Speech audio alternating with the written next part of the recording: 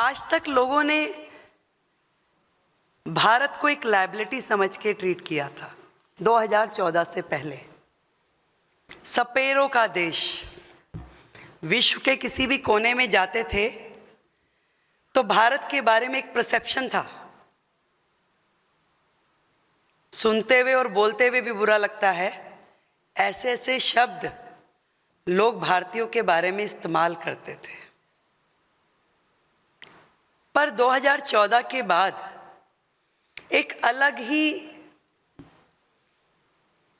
अध्याय शुरू हुआ, डिफरेंट इरा, जिसमें माननीय नरेंद्र मोदी जी जो देश के प्रधानमंत्री बन के आए और जो चीज़ें देश के लिए लायबिलिटी थी वो एसेट बनना शुरू हो गई और बनती चली गई और आज भी बन रही है और भविष्य में उसके लिए और अधिक योजनाएं चल रही हैं। इतनी बड़ी पॉपुलेशन जिसको जापान ने अपनी एसेट की तरह यूज किया, जिसने चाइना ने यूज किया, पर भारत ने मोदी जी के आने के बाद इसे सोचा। लिमिटलेस इंडिया, ठीक टाइटल दिया आपने।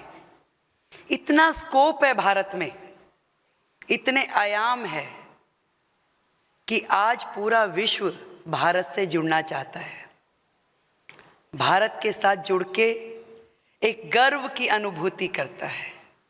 यहाँ तक कि देश के प्रधानमंत्री के साथ खड़े होकर फोटो खिंचवाना, हाथ मिलाना भी उसको आनंद देता है। ऐसा भारत, और हर भारतीय 140 करोड़ का पॉपुलेशन जब अपने देश के लीडर को, देश के प्रधानमंत्री को विश्व के पटल पे सभी राजनेताओं की श्रृंखला में सबसे आगे खड़े हुए देखते हैं तो हर भारतीय का सीना चौड़ा हो जाता है। मैं ये कह सकती हूँ, लिमिटलेस भारत, बिल्कुल ठीक कहा आपने। आज पूरे विश्व के हर देश में जितने भारतीय रहते हैं वो कनेक्ट करते हैं भारत के साथ कि हाँ हम भारतीय हैं। वो प्राउड फील करते हैं, उनको अभिमान होता है।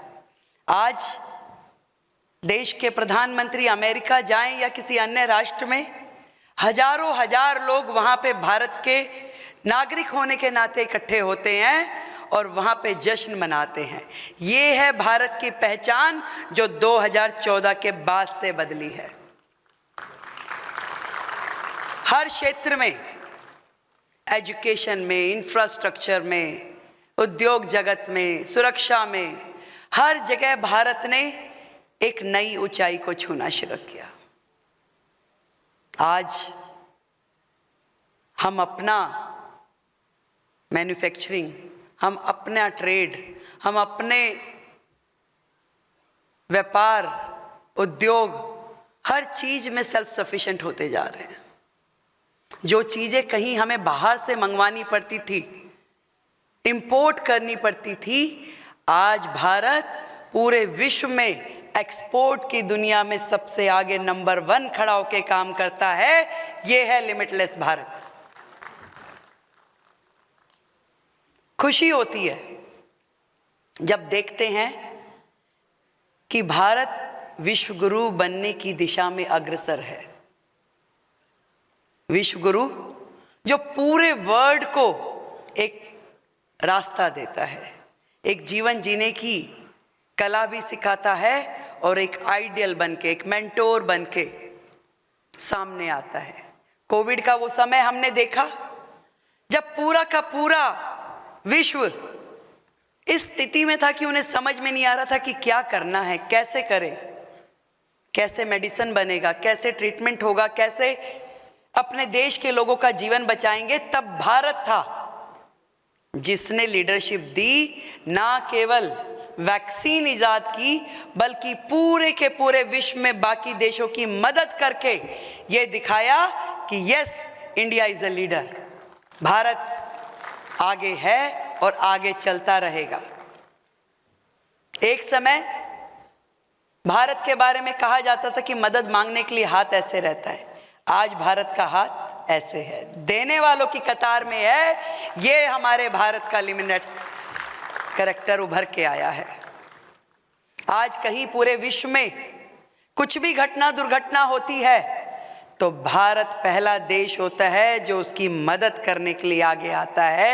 ये हमारे भारत की सच्चाई है जो दिन प्रतिदिन एक एक सीढ़ी बढ़ते हुए आगे जा रहे हैं।